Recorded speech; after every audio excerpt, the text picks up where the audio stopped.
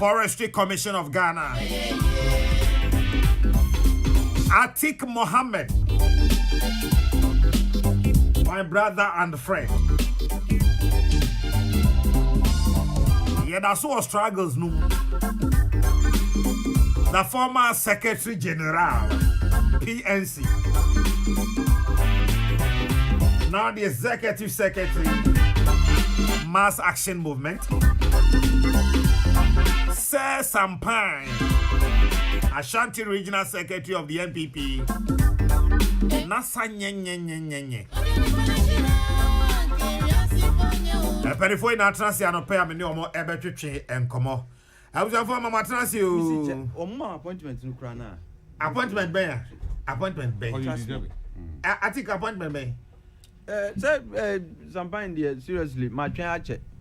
Say in the post no be announce. Me akra my try also dey na check. At least 4 years they understood say na per se or party Juma se na be ya the party would still be solid. But at least 4 years we twa me atra ho. Na yenyen there are some people I don't think said. I mean need him say or changes because what they have to offer now also. Ma on ton enginambium. Lankayen ton enginam. Only said that's traditionally a juma mimi feel for ye. Nti na obi a sa eni nye juma na chinchina amusi on ton na media. I mean, there's so much he can offer. Me turn am processing now. Ni na the corona tomatoes in to say the corona. Oh, I see. I am eagerly waiting for the day you born again. Like he's a solid man both at the personal and political level. I mean, these are the Nkrofo I'd prefer to see contributing to governance in this country. Nti mampin sabi my voice dey encourage but sabi need you more so utie me you need to honor this man, to honor you and your administration. Na Ghana beat me afa ntuma pa efra. We need like brilliant brains who can help.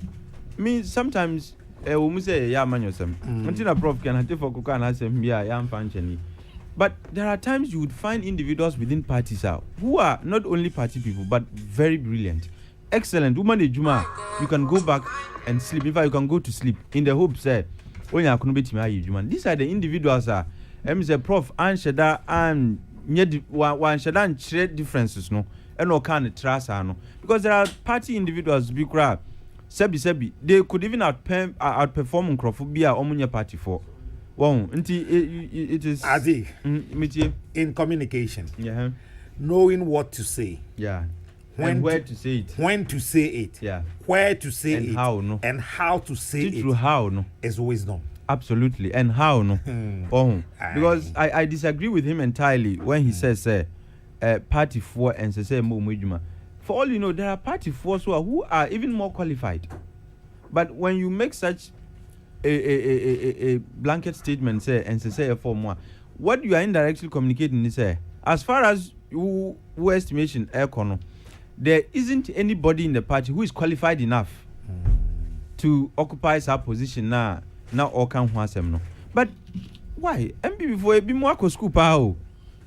What is here? A bit more so anybody like sabi if positions were not to be awarded on the basis of say we a party ni sanga prof any si for by sanga say woda suti ejumemu because you were qualified by all accounts but eto de bia party also plays a role. That is not to say sabi nipa na qualified or a party ni nti sa patronage system no. I understood he wanted to disabuse our mind say patronage shouldn't be allowed to continue, but like you said how are or si can asem no enu na mbwa nti obi ti say ora Sampine there he would fit both shoes very well because he's more than competent to do Juma Edebemano. And I mean obi a otimi kra the heartbeat of a party for so long as the regional secretary there and therefore if you've had the chance to manage a party kakra enye bibiri kra o kakra many you would understand they're dealing with people and therefore I see and this will be etimi manage sa position for a while. It shows a woman a bigger responsibility in government. Me say obitima in a year. Let's hope so. Mema wachimo wakwaba. Now, how is the People's Republic of Gambaga? In fact, yes. Mika, the Republic of Gambaga, my main fetch in Chia no Modu, the citizens of the Republic of Gambaga. Any other adjoining Mika villages are illegal for but Mr. Other adjoining cities, because there is this healthy competition between the Republic of Gambaga and the territory of Nalegu. Nalegu Nyenye Republic here. It's a territory. Omutimi anope ombe. Under the Republic. Under a kingdom, yes. Nti micho munyina ene anope. And I had the rare privilege of hosting so to say we can still refer to them as the current MC Mibwa. Oshe mwenyam eba fi ma yedi nkomo. And also with the air disidre. Nipa ni oya you can say ni offer your pan a piano. Look, if you've had the privilege and NCBA will be doing will be extending mass visas to other citizens to come to the Republic of Gambaga. And if you take advantage now about Gambaga then and Gambaga now, Ube Bonsi Mama MC Wabuijuma, he's done so well. Until Wezu another is still in the spirit of pleading with the president to help those who would help his administration. No, Sankamampinin abidi tree Bebwa Nanka Omariti na Yadia Bebwa. I'm not in the habit of campaigning for MCE and DCE candidates, but when Kwadi Essence Republic of Gambaga no, and ye yona Eda Makuma sono media miwajidi say if that MC is giving yet another opportunity. Bibi Odi Gambaga any Eastman procedure no. Miwajidi say he can take Gambaga and Lergo and every other town ever Eastman procedure to the next level because we will be our urban home day. Until Gambaga for they are okay in fact and they are appreciative also of near Abain Eya Momono. Na miwajidi say we also continue to sell the name of Gambaga, Eastman Prusi, and Mamprugu in general, so that other investors from other countries and from other territories within Ghana and also would find it worthy to go and invest in the Republic of Gambaga. I see. Until me that say, Nana. Says I'm buying. Nana. Oh, but no, what is saying? Oh, Nyamia dom. Or hine hu ye. Mpanufo ewo asantememu. Asantemai obia hu ye. Me aso sukura anso me hu ye. Na said there was so put fast asantemam na uko behami na so hu ye. Nti me ba me hu Charles nso mani age nam cast me ba no da says. Was a grand is out grand way a link to sell. Yes, I may a link to make pa. Yes, I may a link to. Indeed, Nana. Maybe got trouble statement or me offer Kenny Boa. Okay. COP Kenny Boa. CID director. So on a Boniface, you're one of him. Jimmy almost almost pay a chair and I'm calling him control. Oh, and see, now that's my account. I told the beer. Ayana nyachum dosu o mayemu. You know why? Adam Mekain, mo bloggers been na sifone. People reported me wrongly because I was mo need FM. Okay, saying. Me say, one more. Me catch him say, President. Any entourage so mkwe no. Asante amamrem. Ye chichem. Ye wo funda ho. Anyway ye ni ye nankasa. President ko funda ho. Funda ho no. Yemra no ya hihye ne nhye de ama ba COVID protocols no e makwa me ekọ barrier service yakwa nso no protocols ni nyina ye observe we enwia no amukọ trase no me na minni ho na president ni ho enti mfonyin no omde aba se eyi ase mfonyin no me ntimi nni ho adanse se no kura mpa fi nde abafu fidi abai de betim de nana ya ti akosi chazo su ti so de akoye niema nti eno de enu asema me kokan ye nana yawo sampai we kaso enya asem bia me se ma kwotro me statement me am offer ho kan ye bo aho chance so kwotro wo me offer incidentally offer kwasi dugu ashanto regional police commander some offer no oh okay offer kwasi dugu ma me on am tranco secondary school okay maybe we ss kwa ngode me ko police na Ntina na mo ye ogo si wani biri mu sei. Gos I say me nana and the name nana na da fom ntina say me konam koyem nana yi. Ba mu de me de to aso no. Me koka say Sampai we dey twa so. Me twa so. Yeah ye ni deputy organizers ni yemi enu ne wa ha. We mo pa ya chia mo machi we nye trouble. Masemo me kire say nyema bi wo ho a say gina hwe ne ye. Sampai ye ka covid nsema. Yen kan sam foforo. Nipa bo chenku wo. Ejom ni nasefo. We should confront those issues and look at it. Naja say ye be yin pa ba ko asem. Some possibly because he was a very known politician and I be been said because cancer. Sometimes me da se pa we area ntwaso we say nya asem bia. Prophet na say pokusa akode happy 50th birthday. You say o Porters City one cover by. Prophet Nana say pokusa akode. Joy Bell say Yamao happy birthday. It's your golden jubilee. Happy birthday to you. And also to you, Mrs. Joyce Boateng of Anointing Stores in Tudu. Hey, my sweet wife, Mrs. Joyce Boateng of Anointing Stores Tudu. From your husband, Mr. Boateng, and children, workers, and all of us from Despite Media. Wishing you, Mrs. Joyce Boateng of Anointing Stores. Wishing you a blessed day. Charles Ozu. Nana. Partner in crime. What for that say? Of us so that was what What for that say? Yeah, and I did it kind of me and chow. Only a pump for no way, Juma. Now, Minia Sampine, and Minia Tick. Now, before I come at some so, a chatty for near her forces. So now, yet the Yanwas Natum. Sir, trust him, say, Abra David. When they saw struggle for 15 years, our wilderness and so. Nyame ya dom mani bi di akunya no wie no. Ne nanije mu no. Okai se enam obi so. So dem panifo kan se enam duaso na homa yeden. Ehunu soro. Enti nanije mu no obi sa se.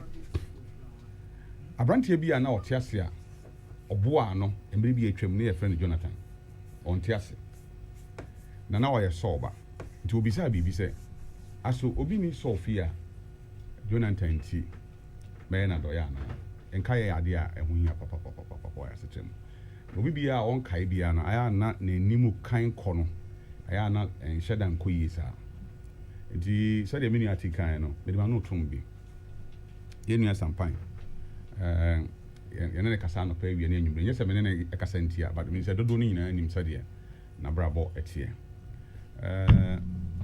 oba na ko bi za Yesu asem se Yesu ma na aduane ni Yesu asem obu ya ne se yemfa nipa ma aduane eden emma nkrama ma wo se ogitum sa nanso se nipa ma didi wi a asem propro ano nkrama ma so eden edibi yabo ministers ya mani bi yabo deputy ministers ya mani bi ya Canada ye nua be ma Sampine so enye bia esefata ya ahobrase kwan so ene ani die ne ye de sre orakufado banana chaze mira ene madam fo me wofa me boss kojo usu free ofa nyame mfa okra ensie emame enipa no nyame ano de a menim se ba bia wo sisi ano oda Abraham ekokom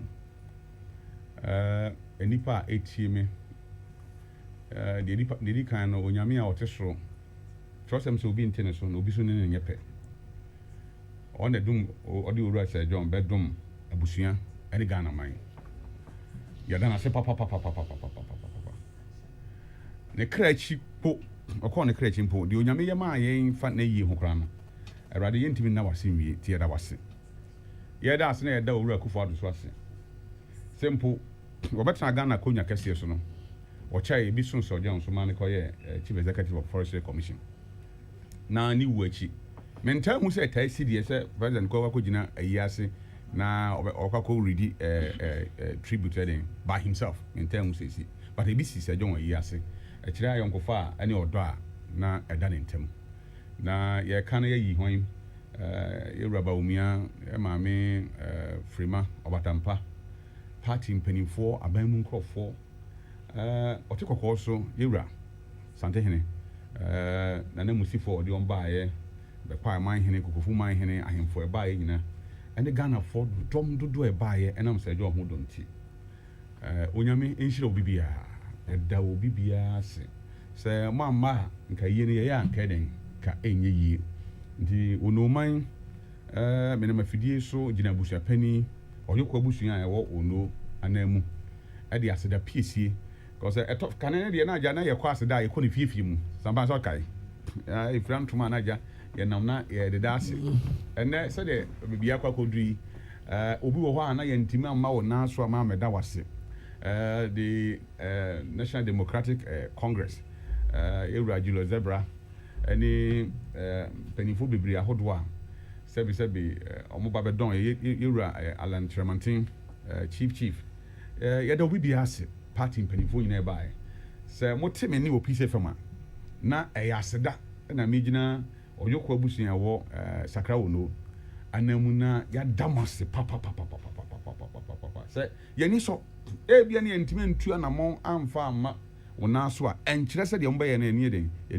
ni so papa woni masema se John kafe o se ye wia yi bi se na woyi na ye ba ya na ye mi se sika dodo a e ba ye because ye di nipa na ye investika nti enipa ebeja ye no ye ntimu namase enwi ma ye bi papa na mo hye se John so den animunyam minim say that day of nani beje papa mini atik on the naja organization ya chi mi na senka me boni din say atik mo so ka ho ye machiri because ono so di akotene pa anti atik offer da wase or the obi ase ye da forestry commission for so den ase commission na one ne nante ye mfie be mi ensa enya asem ketwa nyame enhire mo papa sha won so mo a o mo ne be bo aye ti dana the American say benefit so di owu achi a saben ka unso jakwa na den what did ade owu aye no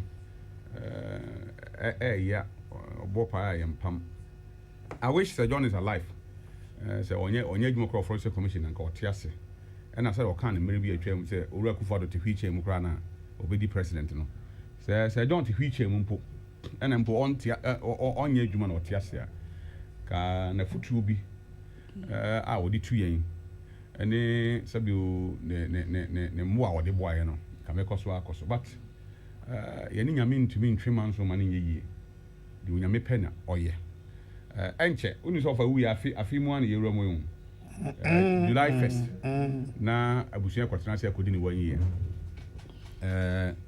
emre ni na ene be kire na anu ada obi be bisa sa na anu ada ena sabio wuyi afi aba nti amamre mu yegusu wo black yam onto say afida ne beden ebeso na yiwi afida yetima yituntum ne den e de ego ye rentimi mfi no me ankasa me todi Sir John de me rentimi den mfini da na ye ka manate ba bi wo bia say sama wo bia say dia ofa ye be koso akuta franka na ekuta mu ne ntete pa wo dia tete akwankyere a wakyere yi mu kwan efa nipa abrabo ho ebekoso akutam na ya hye wamunyam ti nana peace fm mo nso so ya da mo se papa o de me na wase because we Sir John ofa ase ye nua ba prebi ohene yire adwa prebi da wase something ya onye something Kenya me che utie me na wase something because something wofa ana na order from na wonu say multimedia force so minti nyo mu sin kan ade ba ko a mo ya ho na efe no say e ba say Sir John ne advert na me de call Sir John advert so fama ye be born free and that is what peace FM me call Father Dixon ho say father unu apani na yi aso nti me baba be so o say na de na ka ho me so me pese mo bo advert den ade man o say fa come out si na call fee e kire odra na eda Sir John I need the media houses. Unim say a state function a year a state funeral and I will these media houses are almost some daji so moko cover Sir John a year mean to me can you media houses film minimum do mpo na makan you be film e bi ne starting Wednesday ekosi Saturday all over the world obi bia want to menya kwan ama obi na nim be course wedding e was Sir John na yi ase Ye nuanom so asa bi o mo twen yen da yore ye ko police station na ye don win ase wonim de Sir John da bi a oka wo se sabi etuayon ko ho a se etwadua mu na me nana a waka ba bi kojo anane o ka se mi kyerem o se de bisa manfo be yenye o ko kan se bra sama do bi yiwa no e ho so yen konsan ba di sama akra ye wade na se yenye kra na o jama na fa no nti da obi ase se police station se nye police station emra enye na djuma agi bi kra so me da ase sabi ye petition no antrana to so o se police for now nim de wom ama for fee say normal say jama ye call police station police for Mampontin 6 of them and e ba wodo am be invited 6 police and police people policemen and e ba na I don't know some how many na bia na nkofo fi se bia ye agudie bia na agudie one me call original command enye gidigidi se bia ye twu famuni na normal de but emra na ide adwuma ho the regional command the assistant regional deputy regional commander e ho na me kosi ye o se kra tetwen me ba e ho na regional crime officer e ba ye o se di na chiko na office me call ye na ya san se ye kofra police ni foforo aba on so ba ye o se di na chiko na office Medina Chikon office, on so tenant meba, near Sako for another police officer swaba. And say, yeah, trauma no sema, ye mammy bill. Sir, I feel you meeting a corner if you more than and coso. Nina, yeah. Because now, no, as you have only beside you, say, is this an nipa bako? A chachawonechi, wobubun and near free. Yes, you are small kind, say. Ye beside say, I never papa, nene mammy bonny bintiana. Say, I don't any bonny bintia. About the yes, we almost say. Say be ya onyankopon ni munyameden e be daddy enti I'm not worried ha me kitikiti mini obi eni asem say ya occupy Ghana say ya Ghana Medical Association say ya whichever Ghana whichever Ghana they call it bia dey na no to mu say benifo say nto wa na wada ade a me bompa ye emienu say nto nipa afiase ene owu say obi be kwa afiase emechi wade emempe say obi bewu emechi wade emempe because Sir John aja fatibeka ogede mechi papa o say odi nipa dodo anu aduane eden ekọ and so say wo obi dupon kese bi wo abusuam ana wo ni dupon kese bi nenam na ni nwunu bi katawo so enam nyame so nti e free won sa you would understand nti wo wonya ba akofo dia na sabi me ni obi akọ ho ntokwa so de nya nana owura Sir John na nimra dey adu asoko yo de aka no e wonya me nsem me da ase pa mate Sir John da ase sakra ono oyuko adishibusua Sir John da mase machine ne munyam na Harriet Bamful or ECG Communications Directorate and you are the phobia say memfatin kwa emma Harriet Bamful our ECG Communication Directorate yenua yaw adoma kon befi frempon eta friend lawyer also so ya ma shedding o driver Emmanuel Nana Abuaje wone ne baba ebenya nkwanhia Angel Abuaje amponsa ya no pukwasi amanfuru ono so kwasi adai na ye kata nachi enti lawyer also so ya ma shedding over and some of our pay a boss way and state of security organ has a or other issues at least and state of security Ghana sometime I mean till in the next 10 minutes thanks and me kai assembly as a John catch me so kai wuni David say no so afiri mu ya papa la shishi na between 2009 eba bepim 2016 yana na ye communication ya committee so na office the chambers of na da ku ya committee ya enwure be no so Sir John ye ko fitu ye kra no be mprenum prensia oba say na mo be maniska na se na so sia ya mo nkura na asi be maniska na so asi o carry out ni say wo kra bi na say ofiwa na je say sika ne nimboto mo nya se na sukura na esi to asi be maniska na so asi nana ma yɛnsan kyerɛkyerɛ fo biem wɔn mpa yɛ na nyame de ne nso akyɛ yɛn na yɛnhwɛ osi state of Ghana security robbery cases and other matters and as almost I got a bullion van back so yɛntimi hu yɛmfɛ no bullion van mpo ɛwɔ ɔkyerɛko ya ɛno ɛwɔ wini bakwam ho nana yɛ ɛyɛ kadna yɛma yɛrefi nsɛm bi mekai paa na prosipani bi ne yɛfrɛ no Jack Beble okay no mekai no pa the first time a Ghana history mu yɛti sɛ organized crime to attack a billion van and no dey na proper billion van so na gold na gumu awom de fie do a premise if itakwa eba ewo Apam Junction amuko Paul Krono yi sika akwa na gumu nyina no na oye that time no na Panthers unit to ka Panthers unit no omo ye unit within the police service no hu pa no na ono na da no ebi esi wobeka na yawo that time na we are branch na msum ye pani ewo this why pani so ya kokora ewo pechi number 1 ho omko 3 billion vana I think what mo bia na manse rural bank awo mo de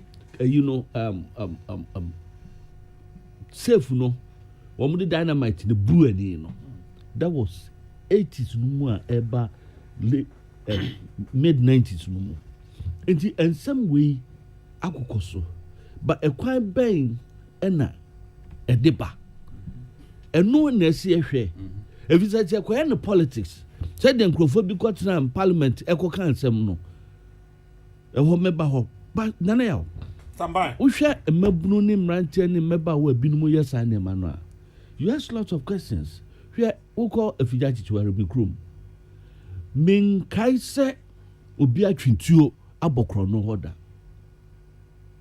min kayo me kai pass esusu abranche bi omsen kan na Roman na father that time so am parish ona na hwa akopim anyinesu so ba ho afim busmin sia bi absum miensa no ababa ako enti obeba ema gina ye board akukọ ye gina ne kama na je de akoya adoye wo altar so mami gina na pim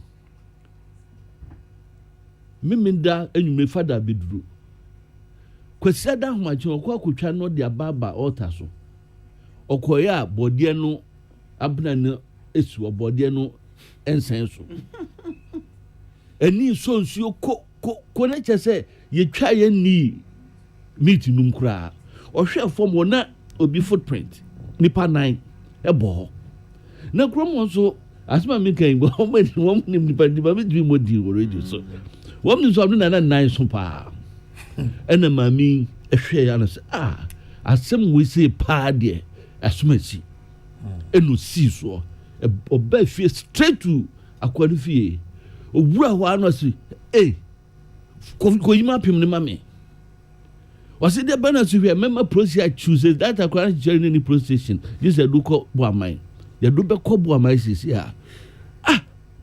o hwe mamma me ni abre o se de o se ko hwe 9 tetrete no se bo mapim na se e ho no wura de mo ko tema pim no to man joade e ko oba baifo fa bo de e ko sa type of chrono no enana ye bono akurase no sa enkrofo a aba kromu a wo mu di sa adwuma no wo hwe wo mu a most no eye sa rural urban drift for no with the hope say oba be pesca e won kran kuma sitakura de tema mostly no it ends up in mirage enti waba no a onya no odi no bo nipakuo bi efi say oba ye no wo hu say na ya wo da Cadillac him wo hu say atik eda ne V8 mu wo hu say mpan so eda ne Peugeot 44 bi mu ko a ompe no na dwene ni say wo nya wo sika no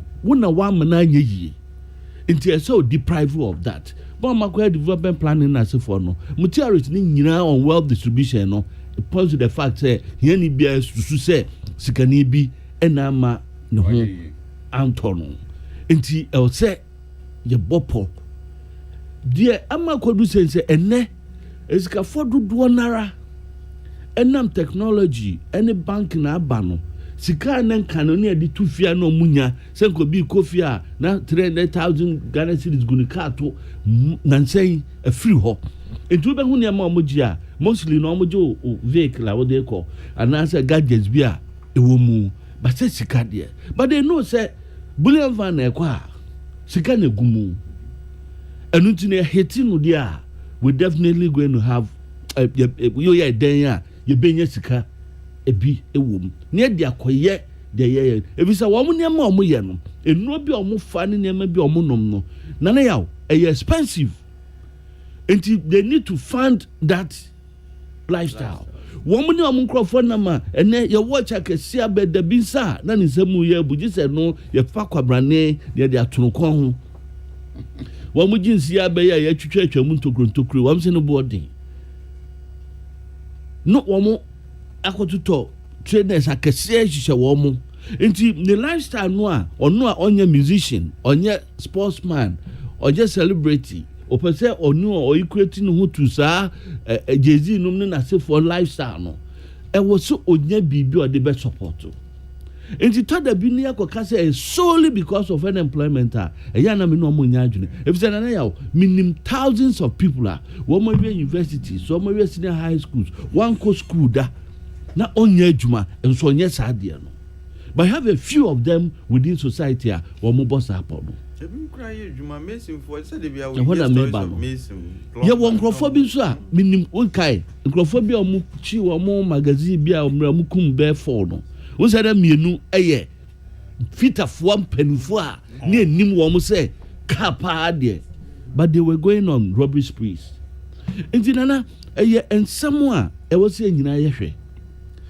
ekwan ben ene be fa so asia no eye nyina ya sadi o hwe fighting crime protocol omo enye nyame o eja minkoka heaven asem na obi abitwa madapa protocol enye nyame nana ya kese azikodro sampine chasowusu atik pretty lady yen na yebema intel to the security agencies no am dey adwuma within the community na ewo no yenim wo mo a eyesra niema no hwe boys ya no mo nya hoden atwe snap eni nkosua bru nuane na asefo no enye society mu no mo wo enye community bi mu no mo wo bebi am kwagina mo twe tuo no na mo yakrakra na mami bi ebo nkuto we nachi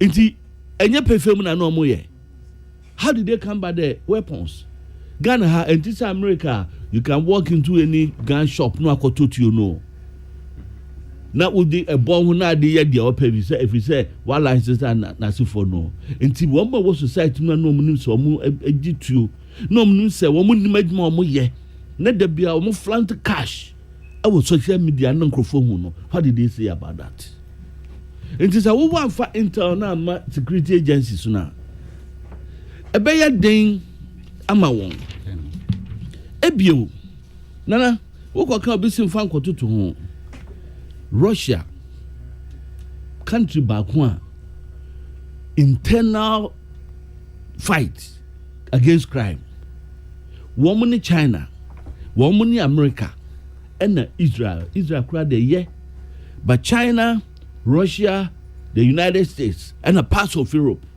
nana yaw sieka gadgets technology de kun crime nko bi anto wo mo but me kai pa say one more ewo Denver Colorado nipa ba ku wura mu kum nipa 83 na American security FBI CIA womo sheriffs na asifo nyina with all the cameras with all na ewo honom it's difficult to read the mind of a criminal and say no akoya de no enti when people talk about prevention minu nyina ya said Nti yehu ye no ade an ye ka ye se hu se boys bi ni girls bi ni nam na na dwom gina no mu ye say ne ye hwe om ne atwam kwa. How are we going to get the intel to the police? Meanwhile, ye can so no you see a police ratio no I think it's about 1 to about 800 people within which means say the limit no international limit about 1 to 500 no plan which means say what deficit or nipa ye fa wo mu emu intinana ensam no ekoba ni yahwe 2 sa let me circle in on billion vans on any operations na baso one more a yes adwuma no when him say most of the banks one vans no they contract the cutting of cash ne collection of scanning as if for no to private individual companies you know a dean in shishaye about security of the cash the personnel carrying it you know and even the public and almost deba if we say mami if you bedu a etuoni kan wo mosi kro ne fa adeden kwa se dem de nkramenti minim kantia na ne bona im de choko honumi Jamestown hoyi mami no a etuoni kan if you bedu no onye nipa not van mu bio baby otin baby onka Roberts no ho otini baby ene tuo no e kan no won na etimu no ye police din no ena driver ni no ena ma no nyame edi won afofie no mi say kosiada aname menda anase fiadom ye nkramofo a ombekwa koda nyame asepa na won no company no ba mo be papa eno di ma won if you say matise Bank of Ghana among directives said by 1st July 2023 na obia Ghana police na yes Bank of Ghana so was later be on there by 2023 no na bomu a yes adwuma ni bia no mom specification we say driver compartment ni should be 6D compliant, that is the European standards, and also be scared everyone should be 4D compliant minimum sa you know ya kasa ni nim and a teacher day and a minimum and it's up you need the security for no bit manager what 6D and 4D no actually for reinforcement. Say vans no should be armored, that is the friend said should be bulletproof and then now when na etisa obi ye argument no be na eyam nwan wasi the ben 2023 ben am catch and doc wan ka so amunya 2023 asem no ye ka ye ntie ne ye o si efi da no a wo mo ye nhihye no efi sa da no a wo wantimi anwie wo de kura no by that sense wo wi wo de which means between da wo mo share 2020 no ebepim that no because they also consider budgetary ebepim June 2021 no. Yeah, the IGP. No, IGP dia no nko. Bank of Ghana and the 2023. What the kan IGP dia no ho a. Also IGP kra dia o ma 2021. Che wo munye. So wo mu ye ya na. No wo manye so no regulators no follow ups ben and no so ye. Now people were talking about other jurisdictions are America for instance. Bank bia ni bullion vano. Even one national bank no. Eni bi one contracting na one make sure say experts are in control. Armored vehicles, one for security guys, ex-military, ex-police, ex-navy, one more yet train, one more sasi usini as if one more retirement, one more judgment. They train them, they track them because of one more system, one more identification, proper identification. You know, one should be a background here who say we are criminal, they wouldn't even go there. Definitely, you get. Nipa want to be on the frame, but the majority, you know, eye one more mukoye ejumani ye. Into one more koye ejumanu, one more nim do one koye. If you say aketuya na etuya one more kano, who company no insurance abeya Mexicano krano. Says kano yira, who asem a big good company. It is saying these are matters that we need to look at. And sanya dia kansem no, na ye politicizing no. Into the me say. 80s numu and a jack baby prosipani a police officer only D robbery on billion van. Enti one more a yen saying me nkameka madwunu kakra no nkomo vehicles no kra no sempo wo muntimi am enye no amoda impuma no should be tint. It was na say OTA ahwehwe ya tiachire emu da ho plane me hu phone ni tani ni say ya metumi hu de wo type but say ya no tinted wo ye bibia wo be hu mi o ba me hu won etuo no so amode kɔ no me mesusu say until bibia police service say until say wo mu be jai among crofo no ade wo security aye but wo mu provide ne there your vehicles no said mo asi a model no and you're conducive for the use of assault rifles na for because a constrictive a man want to mean move ye into side arms pistol no nya here e were two purposes the be that instance no e be destabilizer akwa no okay na sign apam no if you say onu twito no so yi pistol pa because akwa benti minyina yi ansa na matumituo no by the time a wunyina yi ansa na watutuo nipa no ye ya training here on how be handle mo ansa na eto dia de kura we use assault rifles no enti your best friend no be can about wamuti so wamuti minya bulletproof wamuti yes abroche no baby no they provide them with armored helmets enti drusa no or the share and ututuo no abom akwan na say there ma me no titi kwenkwen no ukọ no obon kwenkwen ya say dance no obon no or the freedom so mramia ye medi kwenkwen no nti eboma na repel na ehu nti ye be ma ye politicize some of these things we tear some crofobia so am your security analyst and sem bi on be kan say don be say kan no na sem no kra no me say IGP akoka say heaven crime me ho ebisi owo extension tra say man extension ya that be would say man extension pa extension no na makro no ne bae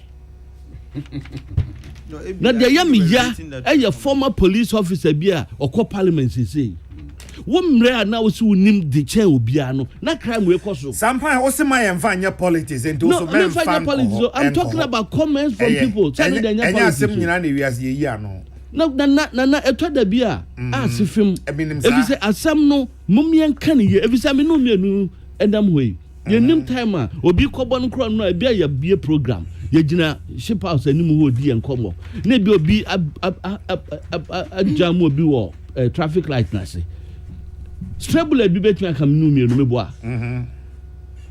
Ebia wo in the line of fire na ebia ko kan yen. Enti ye nyina enti na ma mani abra me kan no. Enti na mani abra me ka hwe ba mi bi na oye me masi adamfu na mami oye okwa asopa obi anim say asopa ni bi yire. No pon na adwuma no akohye masi store na wakotwa ni Guinness mienu bi no okodo baabi. Era ko kache masi se dufie. Guinness na mbese hanom na nya bibia o. Unyame do ni makoma na nipa deseni na no soin a obeka nsemi nti na me bese ha en ma dia no. Nti asema meka no enye obi ekotu no ye nyina ye at risk. That is why nti no be pass comments bi na emfa kwan na nka eni se ye de ka asem na na yawo.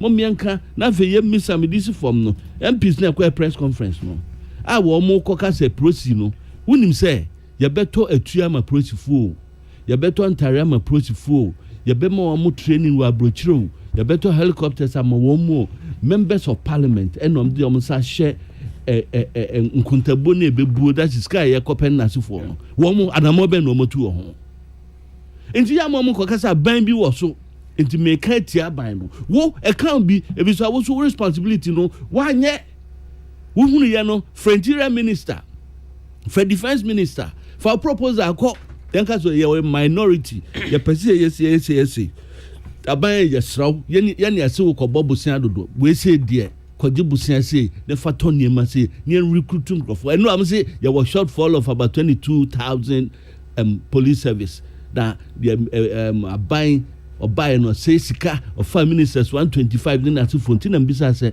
na tema mo de former president Mahama time ni amfa minister dodo na aban amfa private jet an call round no wanye bibia na na sika ni sum ho no nipa say na ofa wo mo Ghana police service eto da bia azam no wo mo nyai said wo mo de ni nam vigilant fichire no na fichire de ana ya enka ne enhye mpaboa no unam fikira pintu antwa wo a dadwa be wo ananso se nsanso no be hyew yo woni nsanso meka boys niggas here atwe ho ahie enya mo meka efie ba ku essential ho no wo mu nsanso niggas nim nsanso no we mu de omo Isaac me yasho so nim nsanso no Peter de so no jesapo on the ubi sanse miniji so Adik the catcher say fish Adik yeah na di say me dey chame na we nyame adom security situation yet o say that's it need kind me say but say benya EUB e be ka me issue bi am pe say ye be EUB on o de we na menhwe minti me promise o what run why you so minti me promise no you see this is a legal document before us it is binding on both the producer and the receiver ana entina me see ye we no so utimi ye we ni ntem de a no worry oh any media near because we dey idea having I mean let nobody kid himself into thinking say it is normal Debbie a woman say be boni dey din wo bibia and that you can never have a crime free society enti see that den ya obi di boni enti na ye wo bambofo and all other security setups are omo adwuma ne say ombehwe aboye nyina ye ho ban enti crime there will continue to have crimes but when there is an upsurge a dream you can say pempen so be as a ye record the cases be and teacher sometimes petty crimes to say obi akuvia oboard there will buy anything. I mean these are for want of a better expression mim person me can say but these are regular normal crimes they've been with us for some time but say complicated crimes and our worst crimes CCCR and no also murder used to be a very expensive enterprise even though we've had murder cases since the inception of the Republic of Ghana. We've had such cases but now a high risk enterprise and a high risk criminal enterprise and the answer now better say you could be no not just say now I heading but since the answer there are murder cases and reports of murder a commonplace in this republic and na hard says here yet teaching some about and when I say says I'm not talking about and any and na 2, 3, 4 years ago, 5 years ago, 6 years there be like that is becoming trendy. Say kidnapping and you kidnap people who are nipa no ewu ebimuso I don't know whether they qualify to be referred to as ritual murders. Sebi nkolana minkai busuafo ya ba nkolana ye kidnap you mo tekrade ekowi na ye see they were found dead no. My suspicion is that these were ritual murders. And nyoma way idea hardwene and to the extent that there is now that boldness to commit crimes in broad daylight. Can you know crimes as gruesome as murder and robbery? These were things that were done in the night. But now it appears there is some emboldening of criminals to want to even do these things and commit these crimes during the day. And I quite to say people are getting agitated, they are becoming apprehensive. And yes, our crimes did not exist. But the nature and the formats our crimes are taken and myself inclusive. Because if an armed robber is bold enough to commit robbery, video be and it didn't involve killing. But robbers, broad daylight, they fired warning shots. Now I am reliably informed say police in Saka. Fantastic. No, I'm going to come to what the police are doing, what they need to do, and all of that. I'm just trying to speak the mindset of Ghana for in respect of crimes are equal. So I'm not Ghana Nibia you're worried. And justifiably so. Said crimes say equal and can you know sabi na ye shed in movies, Nigerian movies true. say there is broad day robbery and a broad daylight robbery and no dey na ye hwe no movies so but say Ghana bibi sa atimi sidia na che say it's not an encouraging trend. It's a very worrying trend. And one say the periodicity, no, and also a problem. Say now the frequency is becoming too, like it's too. You can't example. How do I even say it? Also, the way our crimes may see, and you say, the frequency is becoming, too much. Say, Obi William Vania attacking in less than a week, and through 1 week here, another one occurred. Inti enuna hard, but you see, lamenti the upsurge in worst forms of crime, na so as citizens, we need to ensure, say, and we need to accept, say, as a sebi, we are not playing the role as as citizens are as bambo for. Because they say, I want to make us a bambo for because in the process, they themselves become casualties. Until you cannot tell me, say, Sebi, or Masheda, because Hunti, or Mumboy, or Hubai. They, in some cases, are casualties themselves. Until Omangazano, idea, how mo. In fact, no service wishes to lose even one personnel. Oh, but Nansen yet say policemen have been gunned down by armed robbers and murderers. Nisanumanu. Bon, until idea, I am sure say it worries ordinary citizens as much as it worries the police service and all other security agencies. But that calls into question what is the security architecture? And how efficient and how effective has that architecture been? Is there the need for some reform? I say to me, in society about the way I bambo juma okrum hanana. Look, my view is that it is just not enough to change labels. You go and change BNI to NIB.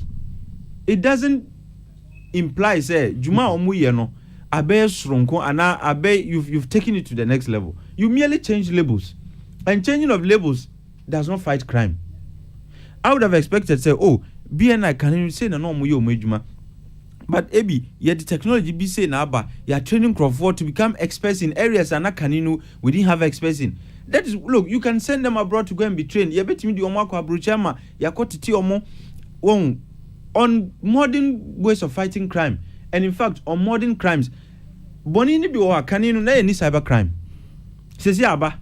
How many experts do we have? How many cyber crime experts do we have in the various security agencies? I share that at training, and you can say if there's a cyber crimes this year, we mu case na they can solve case Near Ekukoswi, experts forensic experts in fact, do we even have a forensic laboratory? Says Namati say CBAMA police service. Look, and I heard a bit more ridiculing this idea of having CCTV cameras all over the city. You see, crime, look, society is growing. It's getting modernized. Crime is keeping pace. Until Bonino, criminals are... well, I'm just being politically correct about it. But the truth is that it is outpacing the way... even like there's modernity, but crime is also trying to keep pace. But the management of crime and a fight against crime is not at pace with what the criminals are doing. As I share, your bombo architecture is lagging behind compared to criminals akodru. Yedi momo ban and sayano. There have been like 1,000 different forms of momo fraud. Look, from the fact that it started with Obibe Frel say my momo am wrongly. Now they now have all kinds of things. Almost to me send you text message that looks genuinely as if, in fact, almost like genuinely say Obia sendu sika. Nti even enunumpono. Look at the variance of the crime around Momo. Nti it tells you say crime there economy. Mika enono. Nti say siya ye bombo for no.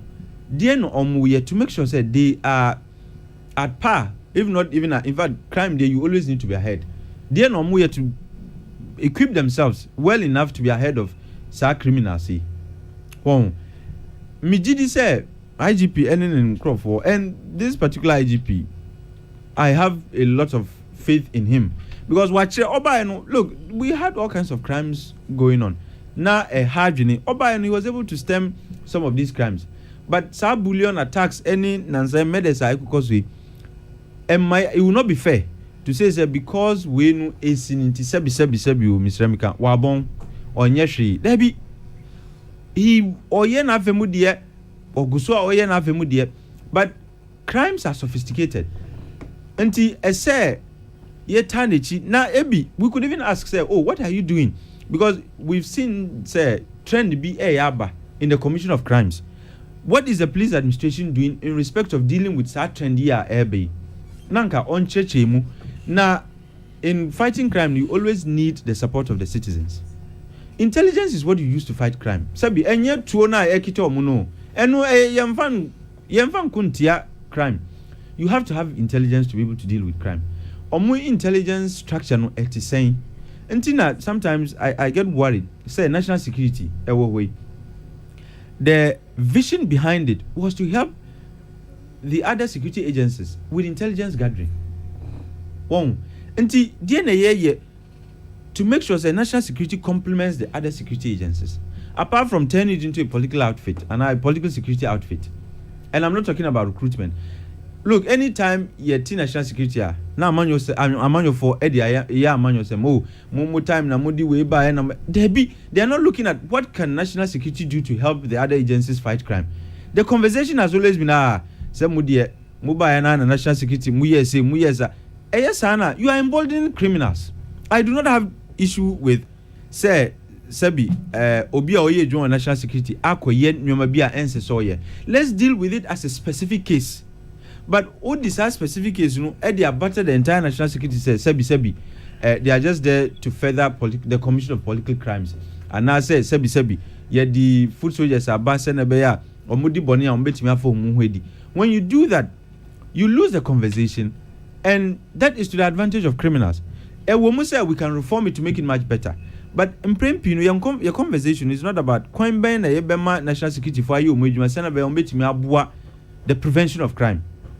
I am of the view that national security is an important agency. Ese or Musono, beyond the concerns of Ghana for a reason, they need to do some introspection. They need to debrief their operations over the last 10 years.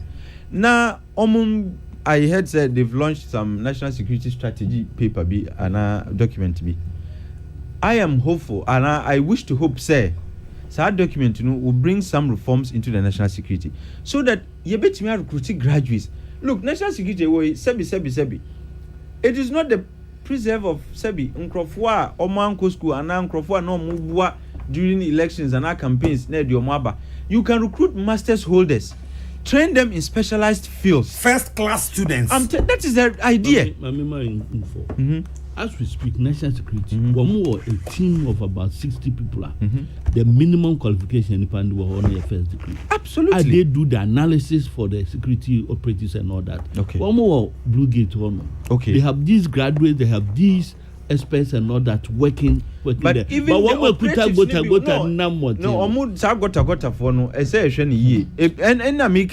but I think don't you think that any national security in Kwao as I say a train ye nyina ya dwen si kwan a ye fa so fa nipa o police soldier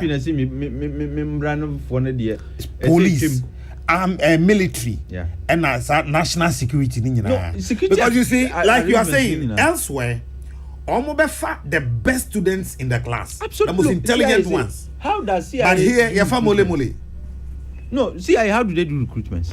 They go to top universities, then you would have a professor who is a CIA operative. Obekash will say, no, student, we are brilliant. You're recruiting a baby. And the professors are even working for security agencies. Ghana, which of our academics no, that's the truth. Which of them? If they meet him to tell him, say, oh, prof, because of expertise in TFS. Because they be on yet. But ABIA necessarily any fault. Because of orientation. the tagging, the hair, orientation, and the packaging, and we need to have academics, brilliant students. To say polytechnics, this is just a digression. But to say polytechnics, we should be sending our brightest to polytechnics. But Sebi, Mr. Remika, Neoman Shadan Cheye Nuna Eya, they consider polytechnic as an alternative. Vocational and technical education. Technical education, anything, it's mechanical engineering, for example. Sebi, why do you want that? Now, so we assume, say, wa Sebi, one pass year, and one require technical education. Meanwhile, it is, look, it's more demanding than regular humanities courses. What you say? Until we need to reorient our understanding of Nyomabi, including how we do recruitment into the security agencies. National security, we see there are some educated Nkrofo. They do analysis, but even operatives, they should not just be said if you have like maybe Obia where we in the first degree, you are trained come or cooperatives no he would always be a check on their excesses. But Udi Buga for Nkwa, or no, there's no restriction. But Obia who is trained or a graduate, you are training on even crowd control sometimes. Buga for na esi omko control. Ube na got in them na twede in them. I'm not saying they are not needed. In fact, everywhere sound microphone wo because they are the leg leg work no. In fact, they are actually the operatives. But you would need other trained specialists to be added to them. And the IGP this is an appeal. Say there are a lot of educated people in the police service. But let's move beyond paper education no, to education practice oriented and practice driven. Say yepe crime analyst. Wako your first degree. That's okay. Probably you did it in geography, whatever. Doing a degree, my professor been a can ask him say first degree there is to tell you say you are ready to do anything and any assignment the amount. But upe specialized training, we are recruiting first degrees in we are. Ebimukra in the service and they have their first degrees. You select them. Now I can okay, we need crime analysts, we need forensic experts. Until wow, degree related to science, maybe forensics the place should even have psychologists. Among for years psychology will go. Omuni ne mube huana sabi. Or pejuma ayo bank. He wants to be a teller.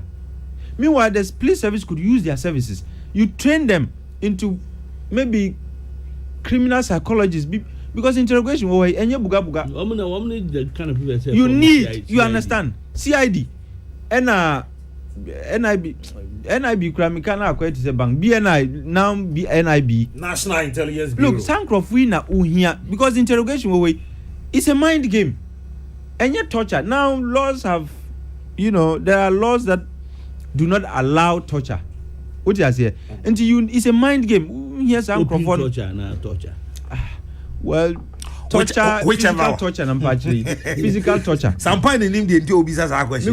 No question. But if I understood what he meant, I am referring to physical torture. It's no longer allowed. And even if it is allowed, there is a limit to what you can do. But interrogation is a mind game. Obiwa can crack you without even having to physically torture you. We need to have some crop. We intelligence. We are citizens. Misre. Let's stop worshipping and end wealth. What you say? Assume is idiot. Minim Juma oye. Minim ni oye. Now so whisker and we all worship him because you're worshipping now. Let's stop worshipping and end wealth. And GRF also. In fact, almost all the institutions in this country require some upgrading, some retooling, some intellectual and like some capacity building, so to say. Look, elsewhere, who got Republic of Gambaga? Gambaga, the boy home. If Sikabiko hit your account, it is not commensurate with your earnings, sir. You get a visitation. I'm for baby sao. Who say your bank has alerted us, Sikabisi a better work and can you explain to us, baby, free buy? If you are unable to explain, what's but Ghana, look, Banksy, they even want to grow more Sika, they don't care where the money comes from. Once they need their deposits, and they give Nkrofo some unrealistic targets. And Tinipano coin Bia or Benyan clients, no. Obekacho say, look, I can make sure your money doesn't matter where it comes from, would there be account, no. And people don't even care to query deposits. Gamaga citizen, yeah. Who US? Yeah. there's a certain amount wouldn't mean fund to account yes. Notwithstanding business. No, you have to, yes. Until you stagger deposits, no. Yes, won't me be an crew handle when you be against no for with pizza. Not that corona the $100,000. Every you would have to explain. Ah, God. And wako talker, one was a also uto bibia. There is a receipt, and these are things that are traceable in the system. Wrapping up, no, they can normally say on bet me at Tracy. Until if all of a sudden wako jika bi and wako talker bi etuya hoka. Na omodi two incomes are who and ye kikesia and I can sample unkuntana and sisiswa. You would have to answer because you can't just all of a sudden maybe your monthly earning $2,000 wako to Ferrari and Maserati be I cost you 200,000 Bentley I cost you by 200,000 una na bi na wu and answer who fast can one you would have to explain bagana ha Nana, have you ever had any query from your bank and from anywhere? Say, as it would be two accounting with the as a yard or so. Look, the very minute some inexplicable money hits your account, they'll give you a relationship manager. Ube wana fro. Nti ye mo mbaba nko bi mo. Ye more special agent bi a ube usika no. Oh, ude ya friend. Nti you would even sit in your house, order the special the relationship manager to even bring money to you because they say as Canada also. Say they begin to worship you. What you say? And to way and woman you say that's the only way we can fight crime. But IGP liaise with the other agencies, no, because that trend with the having. I think my main comment is some because I want to make summary, make kind pay one cardinal. But on a more serious note, why is Atik not working for our intelligence operatives? Kwadwo ba Ajimai and Obisa and we have a kind of off air. No, baby on young Kokrokoo no or no to one koya said money. Or no, or name a branch back could be unpessable body. And ya baby on being foot to be the other cancer. And I know Mamicha real man, you know, is the brain behind group be a very solid group real man. Nano pay Kujuba Ajima, Michan and Nano pay. Mate. Uno Kaze. Is the way you didn't as and grandson of me abrafo and me chairman of a money is there a me one grandson of me abram Miss Awundo. Nanaonim no cray can yadin, but it's in area. No cray, they can yadin cry. But it's in area because I will trunk on Tumpa, Eddie, Papa. Boniba say you need to lie to cover a lie. Nti gese okofa okutwa asema enokre na de bia be enkontompo enokre se wohwe obade ebo wiase a se do owura akofo kan mre bi atwam president ko machia no crime is old as corruption boni it is se bi o ketasehye ene proye ne kankan e ba enye ne entwam so da Tino kwasam ni say a branch be born you say there's no beer in heaven. And he say ye pese menyom no ye no beer. Ye no asase so because you call Tongo man beer anyhow.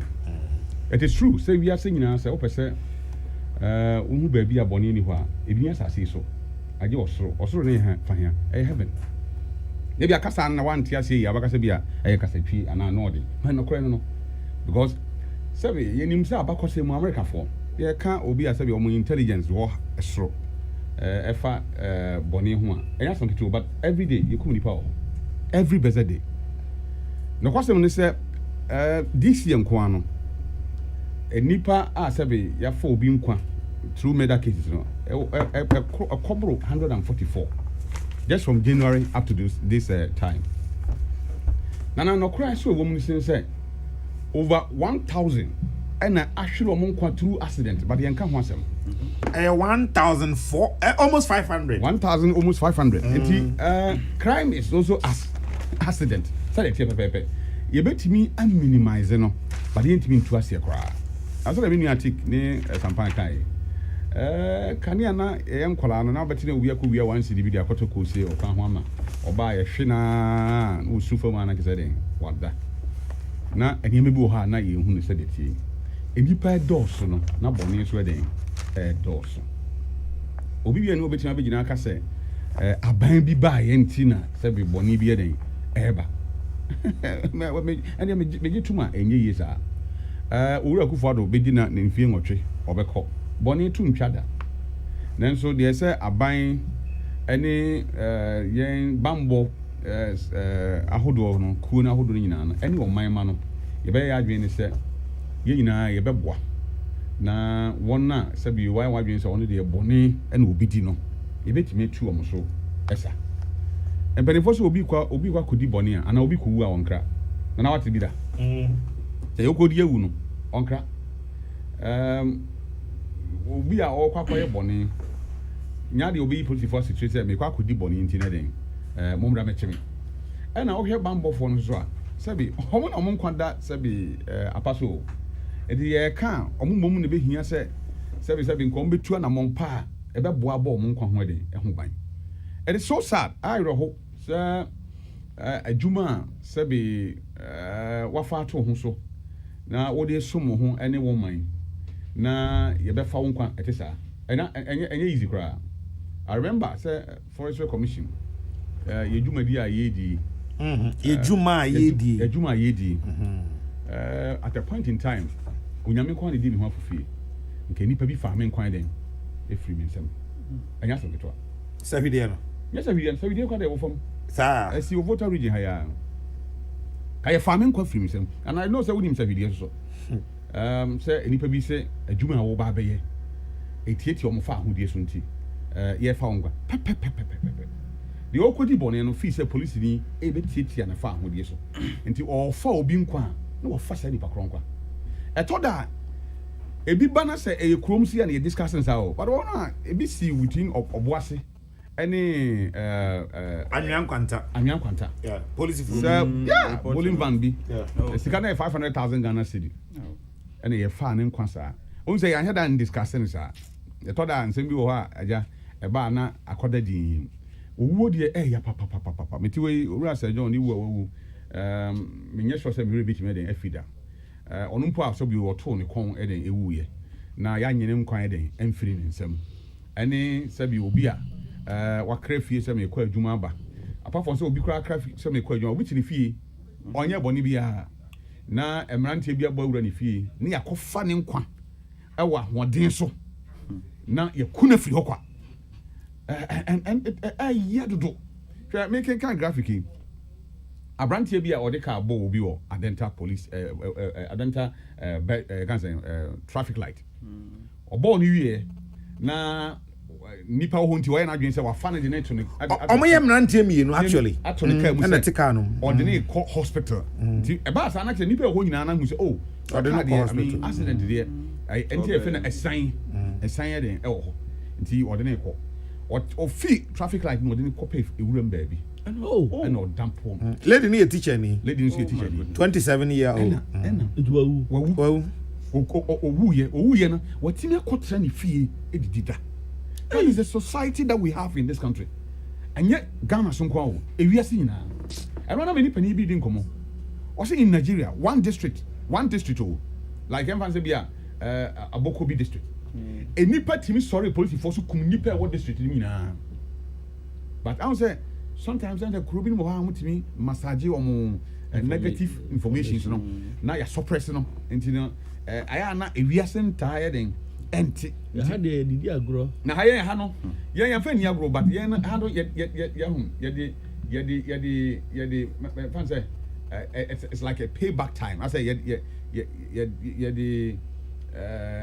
de kan nipa num ahom egu nipa ho fi but ento wa unhu no say de say ababa wa wako school wapon a okroso traffic akofie na obi de ka abono afana toka mu ono a ne hu nipa se na nipa te ade na kono akoyi na tuura mu e bia nka ode nka hospital kwa nka o survive we na otime de ewu enti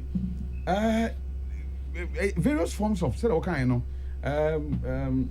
murder kind of cases no crime no edoso and that is why crime edoso nyina so na aban so yen hyehyɛ say betima aboa den ama ya esi anokwan I remember say Owura Rollins time no wɔn sɛ de nimdeɛfoɔ nyinaa ɛde yɛ security ɛyɛ but ebi na obi kura toto kɔkɔɔ na ɔyɛ national security ni ɛwɔ kwan ho baabi obi wɔ hɔ a trɔtrɔ car na ɔka obi yɛ taxi driver but ɔyɛ national security.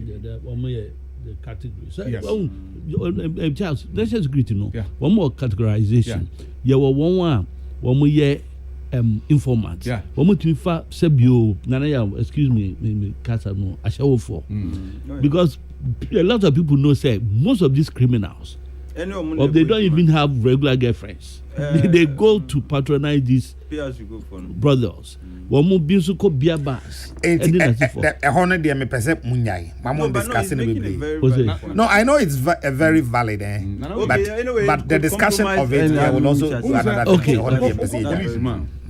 now I'm a group here from SWAT for and I say anti-robbery for let me use anti-robbery for no we who be na bi share earrings ebi o beard ɛho ne onam ebi o kumase When you come and yeah, it's not video so I'm for the earrings.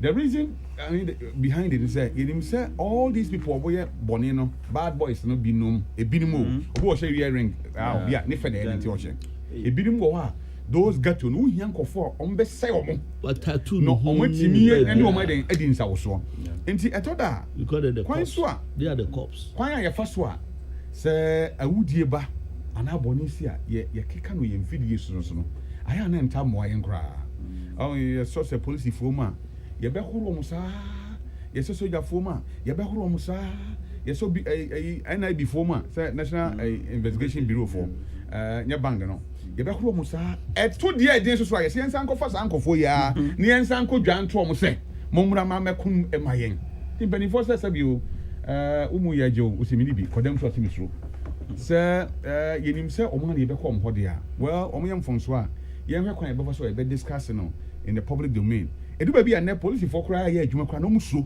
because who kwa ye e hu kwa koba asem e ma superior for no ntimi inform omo mehiem na e ba be yi we ama because me pa me report bi a national security for sabi yenua Caleb is it Caleb yeah oko Caleb was whatever money am fanchami now oko video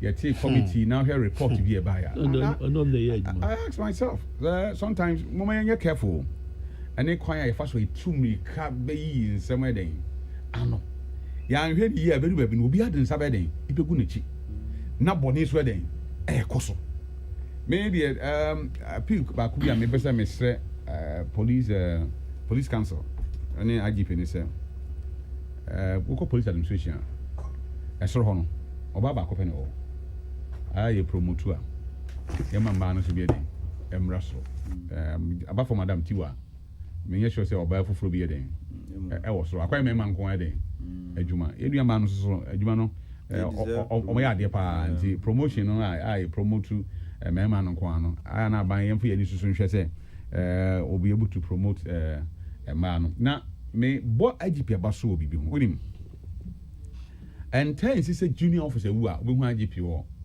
sabi na busu fie most of times we na ya soma regional and district commander bi na wa kono ne abusuan kwa kohia na wa kwache abusuan for say we de IGP na soma me na o se me me kan kire mo se sabi o DIC ene ya na say nanso asemesi making kind delegate and ra de me hu ye ne se owura opombo anu James opombo anu wonne ne mpanimfu nyina ne tutu omanamon call I think say gomwa area ho ba bia abra eduan na eden efi ani abusuan akodi nsa wo so ma me mfa fidie so na mene abusuan enkasa se de minim se de wo siti enti ya ma abusuan yakọ enya de ketwa sabi ene Ghana ya we even obi a odi over 100 years kura wu a de ya wedding eba and this abranti a wasi so abranti mo a won ka bi hwemu ni team pon ne dwumadi a wodi an say awesome ne man na okwa adwuma ba ne nkra okra abusuan no na wansan amabiem ya mabusuan nyina ya akọ ye beka no say enya sie awie ye beka no say ye betimi atoto eniema na aboama banks no any policy for kita wodi na murder cases na nye bullion bank kwa na say bio cases ne ACCO ene ma bebre me how kakra ne na on say aban yi ba ye ka waboa ma ofo ba bia hu cameras on mantamu cameras na dey working adwuma de because who say I mean almost every I can say junction biano traffic light or I can say camera or ofa mantamu bebre ha who say camera said etisi adwuma de ana si na esisi keke because adwuma and so wetin man boa police for response to crime to in fighting crime no bit me then is easier because dental traffic lights you say come back in easy enti camera be capture image say nana enkoba say yesisi ni sa keke for say ye chairman say ye bibi sa but ye be make a good use of adikona ye no because minim say sika akompa ana say be aban de yes because e ade a hona all these amaya hodwa ewo wiase a say fight crime no these are the you can say akwanya ye dey fast of fight crime say they abruchire BBC a bon say police for other areas near to because they are monitoring the cameras and once it happens there almost the message you know go across and baby obi timi dey move ba ho man ye here the cameras so ye na ye treat and police for ni nye say ye be show bulletproof nkwa o helmet ni bulletproof vest nkwa na na ko baby police forte anyway you omoda ayro for papa na omaketua soso because you see police ni atare a wo hye oto empaboa woto baby a woda soso a wokọ ebi dem a ana say baby wote the difference between one cells ni say I hold the on kwa nete but cells ni pardon na da na otimi pie time ope na otimi pie time so ope it's sad enti ya police for hwe MTT for me tu chema o ma no pay nana ensu oto awie bo ohwe ebi atade color say ya awie ni nti e chese na atade kra up giremu sa from nopa kosi anwumre enti omo ye bibi omo ye ade na enema basa ye nsusu nkrom dodo say akwa campaign oh this one so na if so ya GP e beboa na ma kan kire o say on ye wasa asisu yi opa akofo obi ya bra na ye mpo ye wura ya genkwa aye di na chi Yesu Kristo a onyame dom no ewiase boni nti obewuji ye nkwa still nkofo kra nyini ni besin de boni da so den ekoso enti boni ne de it doesn't matter enipa a o den o ba ba ye IGP benifo se bio ye fun boni ni mo se masa onim se masa obi a ono ai na gbe so de boni na obedi no it doesn't matter enti na wo hwe fie bi ma ye na efie nye na etoto bodi ne menkan ne di ba bi no ho a sabi ye ka papa ka dada nanso bo kwakọ he boni bo kwakọ crime bi esi no na nye kofo wo fam nko asa o ebinim kra tie akire a sabi omo ye well to do omo na behind these raffles edi man kofo emo di kodi sa boni a eti seye enti ye besre ye o man no ye wasodie eda yen so police for any security agencies so wasodie eda wo so na yemienu nyina no ye ka bomu na ye adwen say pese etu boni anse a ani wona wo hen dan kra man kofo okro we mu obi ho sorry obi ba ne pia ase me han dan ofiri he o bisa no e de adwuma na o ye o misa no de dia ne say waje ne sika boso me so a otim so we de be niu so onye de be niu enya na sem because on the ordinary and na han o so on kwa adwuma no pa but anajo de na o kwa adwuma and adwuma be na wo ye say ye shift be na wo ko say de be na wo m ye misa hwe e na o man ma no akoye ho say obi kan na some say each one for himself and God for us all obi e hwede ye obeyama ne ho eden adwo na mom say ye say awia na ye bi say ho say who watches the watchman oman no mu no why na ekoama oman ma and Ghana for na bitima san ekoama oman ma ti ye nya abotre ye mra from campaign emra from for who succeed James Opon Bonu eden a agibi eden obekọ ne mra be fam na akọ but obekọ onko de dey anim ni say kwan be na ye fa so a ye hwe so a ye be kontia bone ahodo a koso ewo awade ne penso na ono soso ma ye hu ne nhyehyeye a wone na police for eye say be ya ewom say nyina nyina no betimi ya beto abonten de because for obi na council for security reasons nti Ghana nko na say bi ye kwachi obi a aya ye pese ye announcement mani pa ko hu say ye ba normally won say sare ni suso dey ka to yebo na so be gina me abecho dey wa wasem yen hwe nhihye a ye dey begu akwan mu behind the scenes so na boni ahodo ankofo afa abo mo di no nana get me control etu ase. Once again, happy golden jubilee to you, Prophet Nana Say Poku Sarkodie of Porter City. Omani nyina say Prophet omo emautin kwa 50 years onyankopon IAB. Fred Odame Asiedu ene anope so yeah the enchema happy weekend as well. And afi Mrs. Joyce Boatin of Anointing Stores ewo tudu ukunu do for Mr. Boatin ne omani adwuma efu nyina ene wonamfo no ma ewo Peace FM ase say ya mautin kwa Mrs. Joyce Boatin of Anointing Stores ewo tudu. We say happy 10th birthday to Kimati Beneni Adute Hoffman.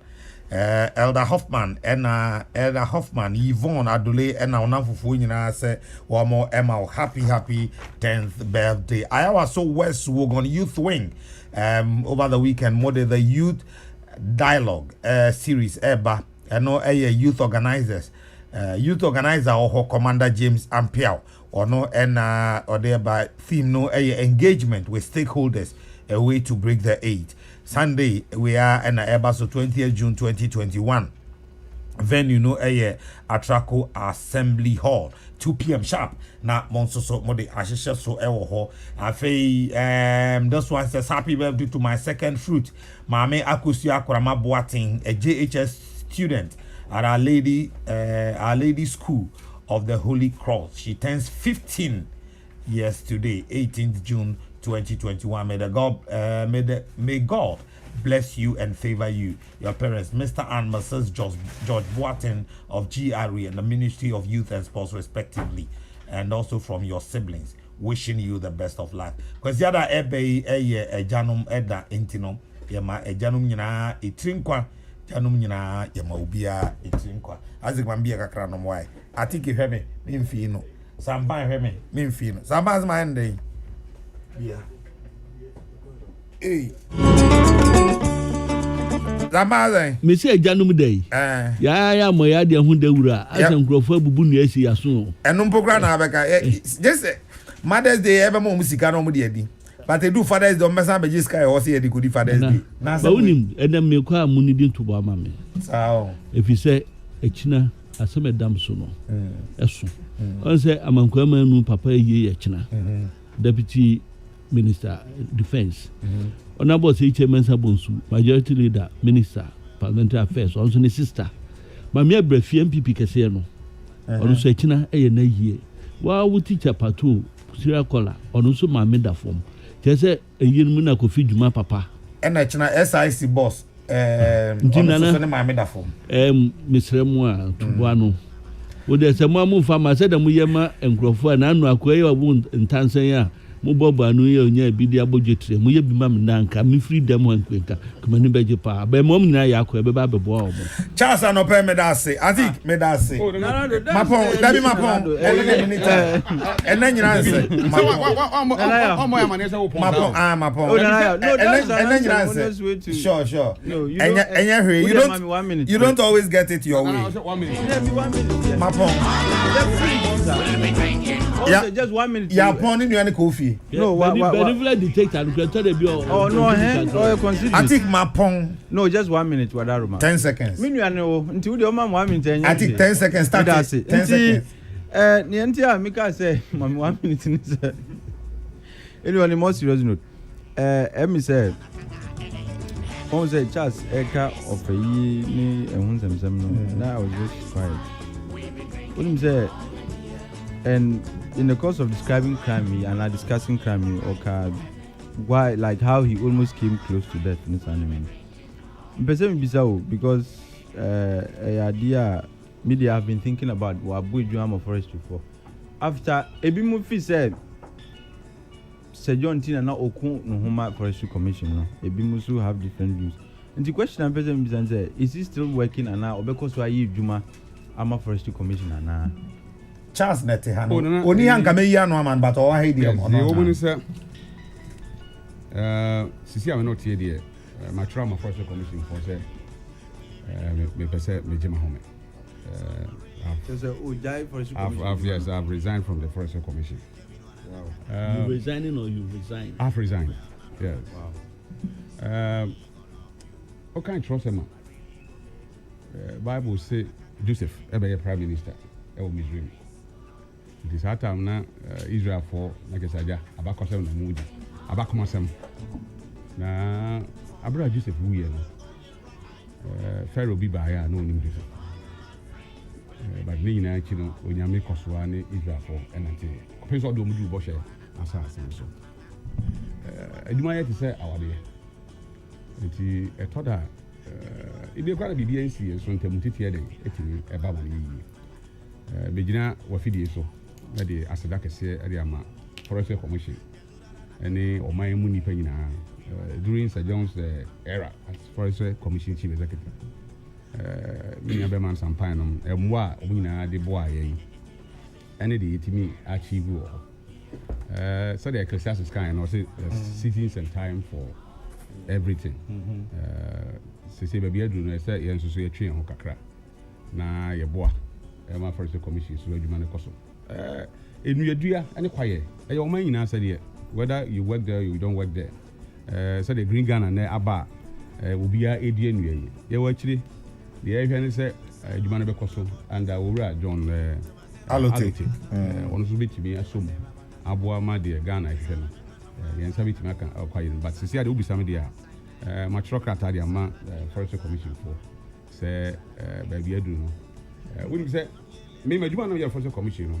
sometimes you go for it was a government appointee government but it's okay because Owura Akufo-Addo and no Owura Sejon na ka me adwuma den e wo Forestry Commission but Owura Sejon o call Forestry Commission as a chief executive and I want to so ma me upon in 2 million who kakra den e di ma me a na me dey adwuma as head of monitoring Forestry Commission and as Sejon tiasi bi nyesa on tiasi so ntia sabi mpenifo se yense nyina na yede yede ani hu a ye kana bonte enti I wish the commission well and I pray say the whole year so nyame be bo mama dey I want to see oyi Martin that's anyone no on this arehosem I'm telling you this is me dey show no SC say sampan me da say People's Republic of Gambaga Atik Mohammed Medase Charles Owusu former head of monitoring Forestry Commission Republic of Ghana Medase Anope